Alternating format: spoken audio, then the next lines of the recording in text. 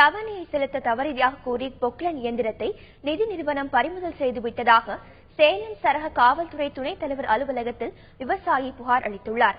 எடப்பாடியை அடுத்த காட்டூர் பகுதியைச் சேர்ந்த விவசாயி பரமசிவம்.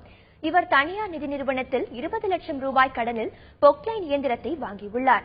அதனை தனியார் நிதி நிறுவனத்தினர் பறிமுதல் செய்துவிட்டதால் தனது வாழ்வாதாரம் பாதிக்கப்பட்டுள்ளதாக காவல்துறை அலுவலகத்தில் அவர் புகார் அளித்துள்ளார். விபத்தில் சிக்கியதால் 3 மாத காலமாக தவணை செலுத்த தவறியதாகவும் விரைவில் செலுத்தி விடுவதாகவும் கூறியுள்ளார். உடனடியாக தனது பொக்லைன் இயந்திரத்தை மீட்டுத் தர வேண்டும் என்றும் பரமசிவம் கோரிக்கை விடுத்துள்ளார். 2-3 டியூ ஆக்சிடென்ட் ஆயிடுச்சுங்க. 2-3 டியூ கட்டாம பெண்டிங் ஆயிடுச்சுங்க சார். அதுக்கு வந்தாங்க, எந்த ரீசன் இல்லாத எந்த ஒரு தகவல் இல்லைங்க. சிசி வர்றது எதுவும் கொடுக்கலீங்க சார். வந்த உடனே வண்டி டிரைவர் அடிச்சு தள்ளிட்டு வண்டி எடுத்து போயிட்டாங்க சார். பெண்டிங் டியூ ரெடி பண்ணிட்டு கூப்பிட்டா வண்டி உனக்கு இல்ல, என்னால் முடிஞ்சு என்ன பண்ணும்போது வண்டிக்கு அப்படி வந்துச்சு சார்.